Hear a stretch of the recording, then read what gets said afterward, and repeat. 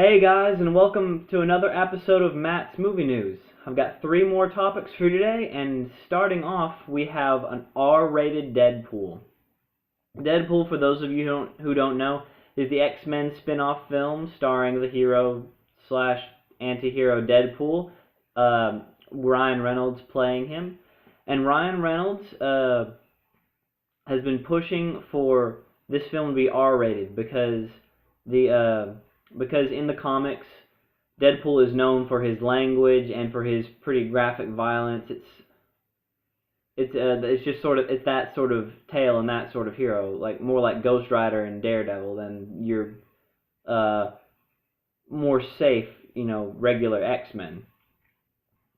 So it is official. It is now going to be R-rated, and I honestly don't know how I feel about this because I never was a big Deadpool fan. I've never seen him in any of the cartoons and the TV shows. He's not been in any movies but a small role in X-Men Origins Wolverine, which I liked him okay in that, what little he was in, and that wasn't R-rated. But I'm wondering, is it going to be R-rated for violence or is it going to be R-rated for language, which could make the movie different if they push for one or the other.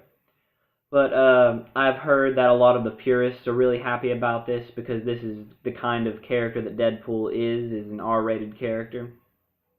But it's also the first X-Men film to be R-rated. It's the first superhero movie in a little while to be R-rated. Most of them have been shooting for family-friendly movies that you could take the kids to go see. So it's interesting. We'll see if that maybe hurts Deadpool, if the R rating. Or if the tone just makes it work better for the movie. Second story, and this is one I'm really excited about. There is a movie has been announced about Paul the Apostle, starring Hugh Jackman and being directed by Ben Affleck, who is now an Oscar-winning director. And I couldn't be more excited. I always love it when you pull out old Bible stories and Greek mythology tales, and revamp them. We've seen Noah, Exodus, Gods and Kings recently, and the Greek tales are not the best in my opinion. But this is a Bible story, and Paul of Tarsus or Paul the Apostle is a very neat story because Paul was a real man who was a Roman citizen and started off as a persecutor of Christians, and later became one of the most influential early church leaders that there's ever been, and he wrote a lot of the New Testament himself. So just that sort of story of a change of heart and redemption and seeing the world in a different way. It's going to be really awesome, and Hugh Jackman playing him, I couldn't be more excited. So, third topic for today, and this one is the one that I know the least how to deal with. There has been announced by Disney a live-action Winnie the Pooh. And at first, I was just out of my mind, couldn't believe it. Of all the properties, why Winnie the Pooh?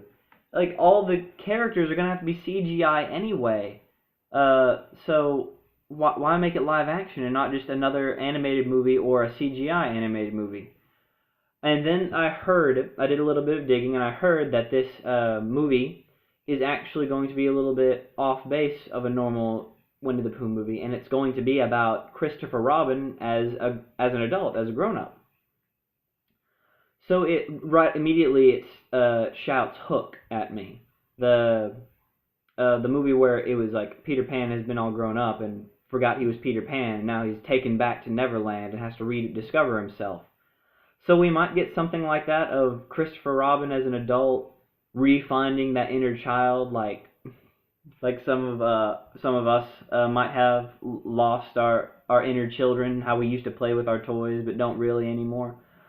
So this might just be really fun, and it might just be really heartwarming, and it might just be the worst thing ever. We will have to see. I'm waiting for a more detailed synopsis before I make any more judgment calls. But that's all I have for you guys today. I'll see you later. Bye.